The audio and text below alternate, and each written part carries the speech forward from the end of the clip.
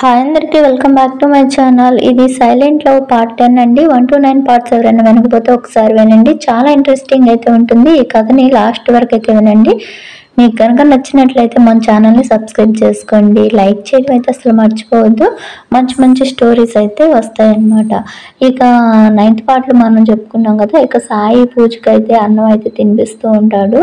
ఇక తనైతే వద్దు నేను తినను అనేసి అన్నట్లు తల ఊపుతూ ఉంటే, పర్లేదు తిను, ఎవరు లేరు కదా అమ్మ వాళ్ళు కూడా, ఎవరు ఏమి అనరు, తిను అని చెప్పేసి తినిపిస్తూ ఉంటాడు.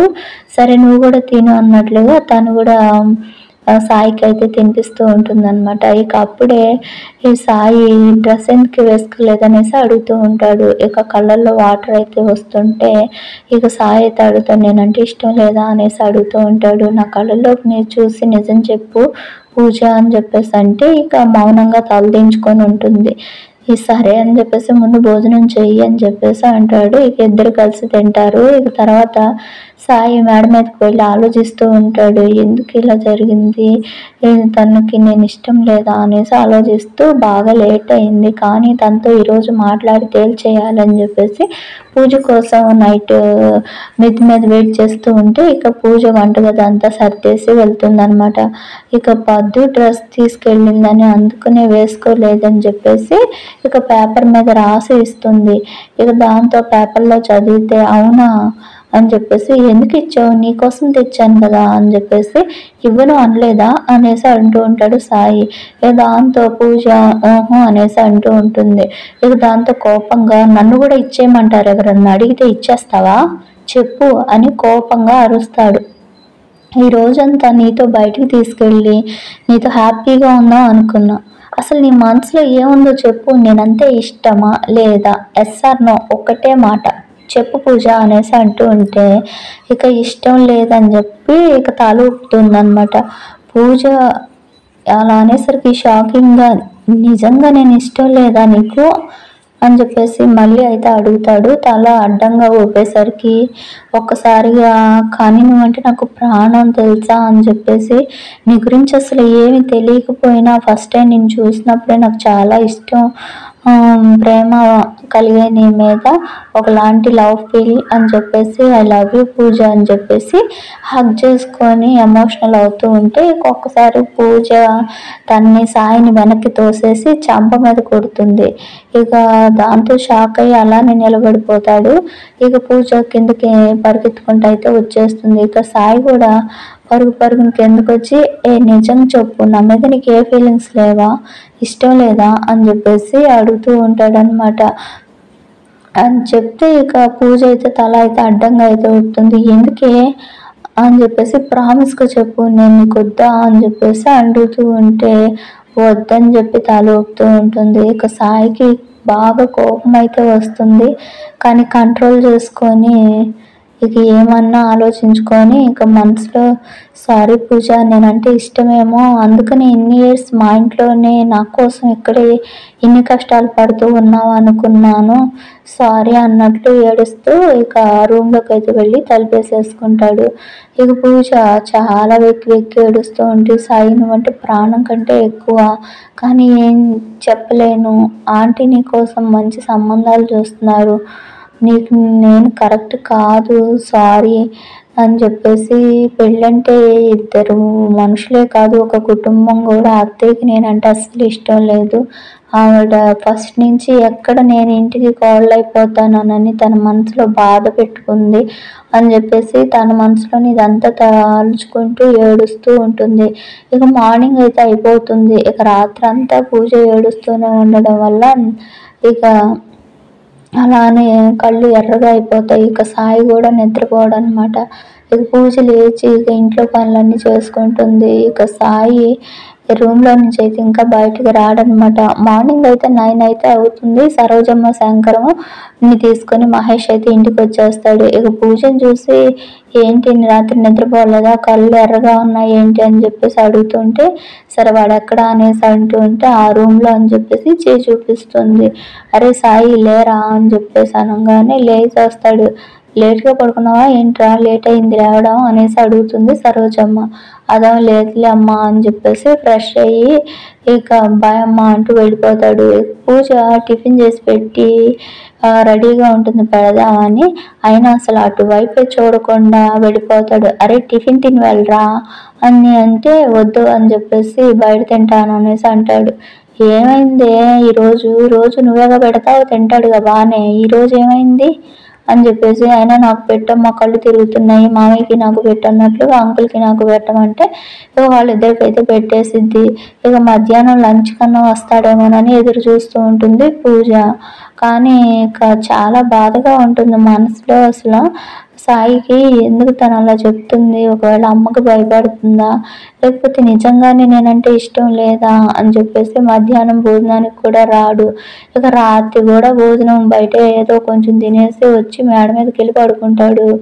ఇక భోజనం తీసుకొని అయితే వెళ్తే వద్దు వద్దు అని చెప్పేసి అంటూ ఉంటాడు. ఇక దాంతో 5 రోజుల దాకా అసలు ఏమి తిండు, పూజతో అసలు ఒక్క మాట కూడా మాట్లాడు. ఇక ఇదంతా చూసిన పూజకు కూడా అసలు అన్నం అయితే తినాలనిపించదు. ఇక సరోజమ్మకి అయితే డౌట్ అయితే వస్తుంది, ఏమైంది వీళ్ళిద్దరికి సరిగ్గా లేరు అనుకుంటూ. నాకు కూడా అదే కదా కావాలి, వీళ్ళిద్దరూ సరిగ్గా ఉంటే నాకు బాగా, వీళ్ళు ఇలా ఉంటే నాకు ఎందుకు అని చెప్పేసి ఊరుకుంటుంది. ఇక పూజ సరోజమ్మ దగ్గరికి వెళ్ళి మీరు వెళ్ళి ఒకసారి భోజనం తినమని చెప్పండి ఆంటీ, తను తింటలేదు అని చెప్పేసి అంటే సరే అని చెప్పేసి పేపర్ ఇస్తే చదువుకుంటుంది. సరే అన్నం పెట్టుకొని తీసురా అంటే సరే అని ప్లేట్లో పెట్టుకెళ్ళి ఇక సరోజమ్మ అరే తినరా సాయి, అసలు అన్నం తినలేదు, ఏమైందిరా, ఎందుకు ఇలా ఉంటున్నావు అని చెప్పేసి ఇక తను కూడా అడుగుతూ ఉంటుంది. ఇక ఎక్కడికి వెళ్ళింది ఆవిడ గారు, నేను తీసుకొచ్చావు ప్లేట్ అని అంటే తనేదో పనిలో ఉందిలే అందుకే నేను తెచ్చాను తినరా అని చెప్పేసి వాళ్ళ అమ్మ బ్రతిలాడుతుంది. ఇక దాంతో సరే అని చెప్పి తింటాడు. ఇక అప్పుడే ఇదే మంచి టైం అనుకుంటా నాన్న సాయి అని చెప్పేసి, సరయుకి నువ్వంటే చాలా ఇష్టం రా, మనం వెళ్ళినప్పుడు వాళ్ళ అమ్మ నాన్న కూడా అడిగారు మంచి సంబంధం సరైన చేసుకుంటావా అని చెప్పేసి అడుగుతూ ఉంటుంది. ఇక అసలే పూజ మీద కోపంగా ఉన్నాడు కదా, దాంట్లో ఇవన్నీ కూడా నీ ఇష్టం అమ్మా అంటాడు. ఇక దాంతో సరోజమ్మ షాక్ అయిపోతూ ఉంటుంది, ఏంటి వీడు ఇంత ఈజీగా ఒప్పుకున్నాడే అని చెప్పేసి.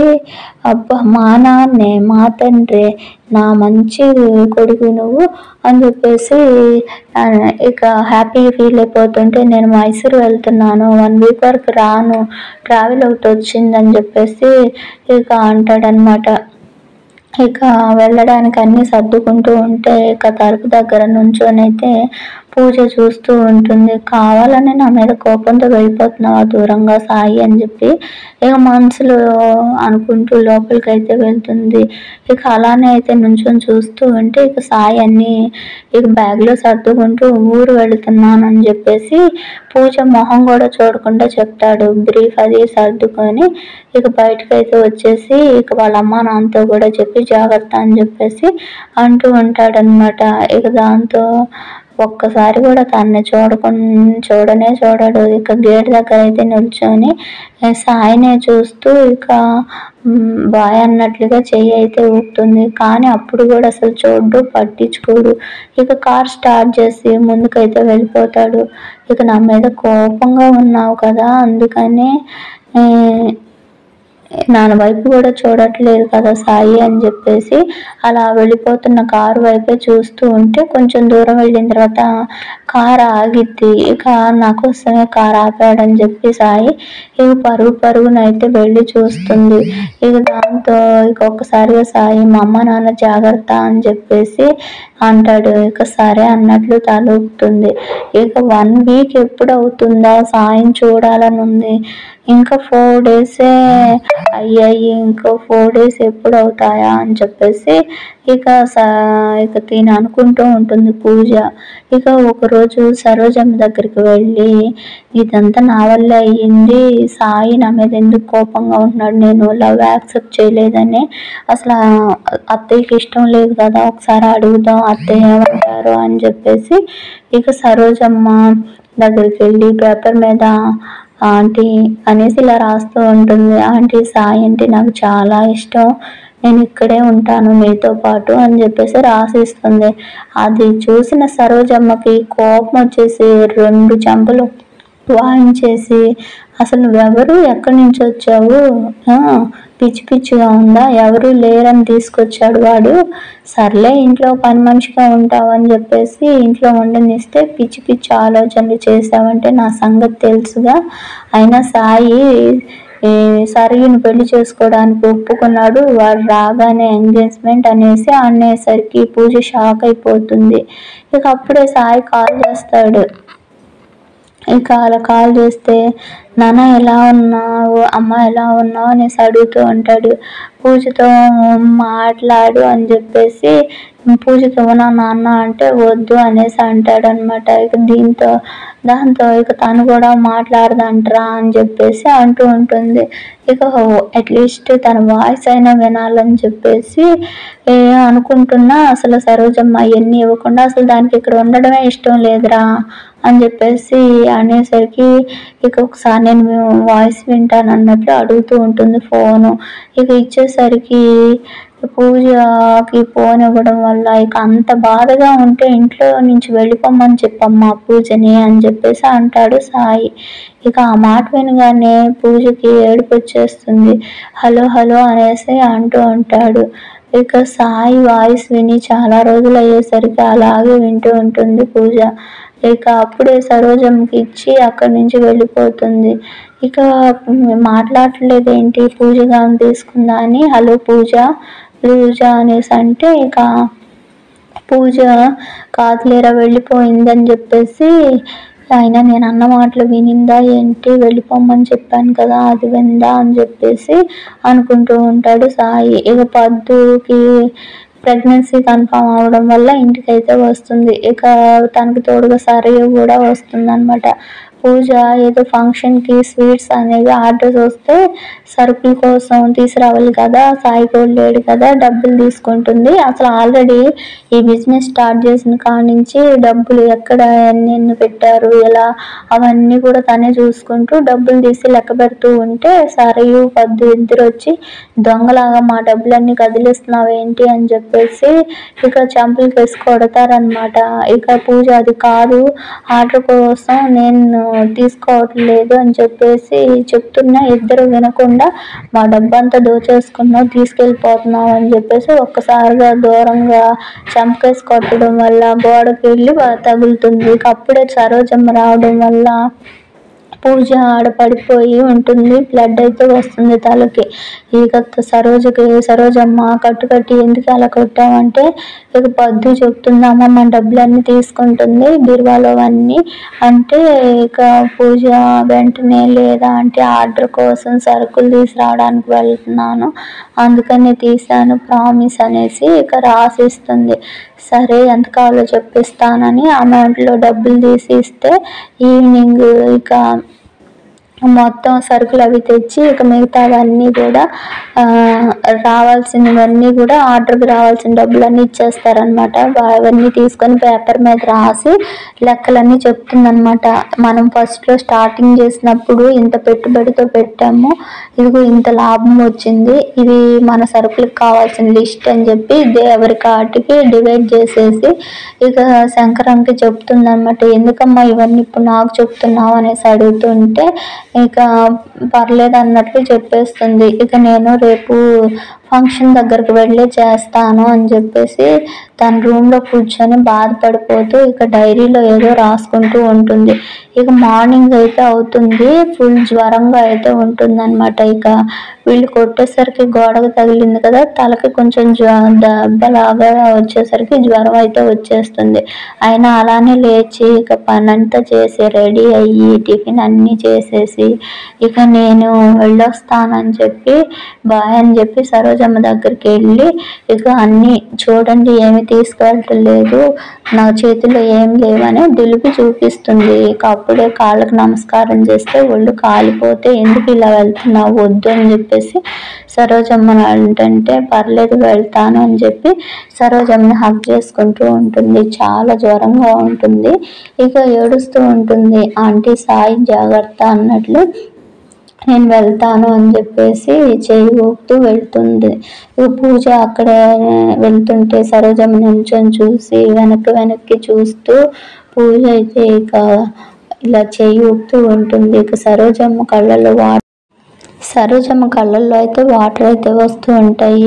2 years క్రితం ఎలా వచ్చావో మళ్ళీ అలానే వెళ్ళిపోతున్నాం అని చెప్పేసి అనుకుంటూ అయితే ఇక కొంచెం బాధపడుతుందన్నమాట. ఇక సాయి వచ్చేయడానికి ఇక పూజ ఇంట్లో ఉండదు కదా. ఇక నెక్స్ట్ ఏం అయిపోతుందో మళ్ళీ మన ఛానల్ అయితే చూద్దాం. మన వీడియోస్ నచ్చుతుంటే లైక్ చేయండి, సబ్స్క్రైబ్ చేసుకోవడం మాత్రం అసలు మర్చిపోవద్దు ఫ్రెండ్స్. ఇక నెక్స్ట్ వీడియో ఇక సాయి వచ్చాక పూజ కోసం అయితే ఇక కోపంగానే ఉంటాడు. ఈలోపు పద్దు ఇక సరయుకి ఇంకా సాయికి ఎంగేజ్మెంట్ కదా. ఇక సరియు వాళ్ళ అమ్మ నాన్నని చుట్టాలని అందరినీ అయితే పిలిపించి ఇక ఎంగేజ్మెంట్ ఏర్పాట్లు అనేవి చేస్తూ ఉంటుందన్నమాట.